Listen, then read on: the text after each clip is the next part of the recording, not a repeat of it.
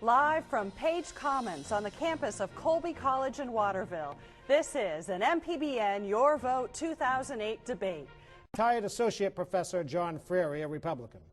Were they panicky? I sensed they were a bit panicky, but if they were panicky, then I assume the other central bankers were panicky and the other financial wizards were in a panic. Yeah, well, they're in a state of confusion. They don't know what's happened. Actually, nobody does, certainly no Congress.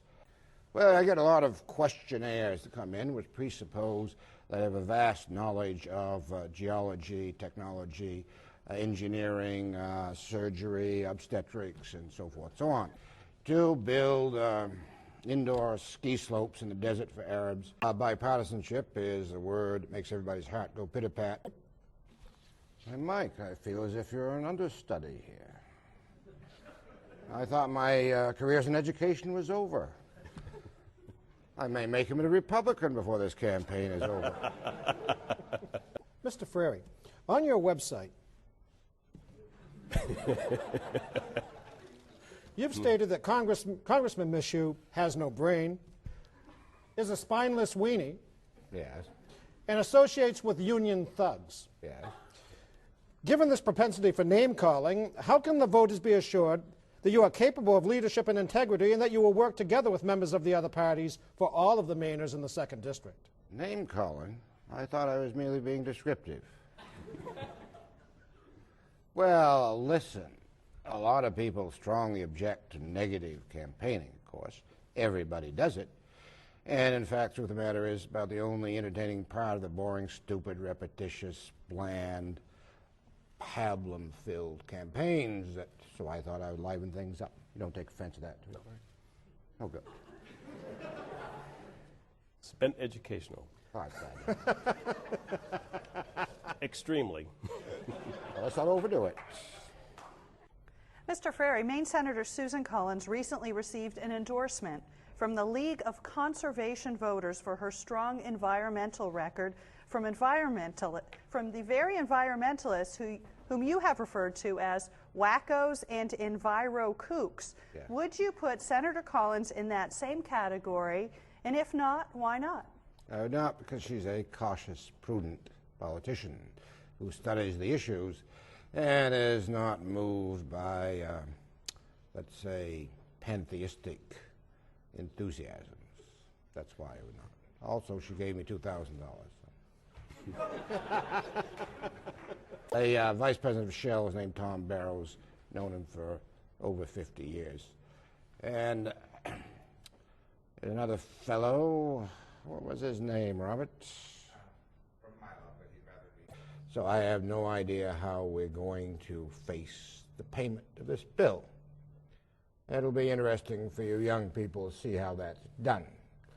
I expect by that time I'll be either interred in the family compost heap, slumped and drooling in some nursing home, so it won't concern me. And we're not helping matters by tearing down dams, much as I like salmon, poached, fried, or broiled. I mean, revenge is fine. I like it as well as the next man. Your time's up, but I want to ask you a follow-up question. Sure. Do you believe we are more or less secure than we were in 2001? I'd say on the whole, probably more secure, yes. Okay. Well, this bipartisanship, again, is kind of a magic word. People hear it, and their hearts go pit-a-pat. The fact of the matter is I don't expect much benefit from it. The bipartisan effort has put us deep into debt, which is growing, and no sign of retarding it. My fundamental belief of Congress, more and more, is basically guided by a plurality of political sociopaths. So I don't see any hope in bipartisanship. All right. I would say generally in the healthcare crisis, it's a matter of the detail, which is to say obstetrics is heavily burdened by legal threats, doesn't apply by insurance. It doesn't apply to other branches as people often think. But just to say single-payer system over and over again without taking regard to these other models is just political gasbaggery.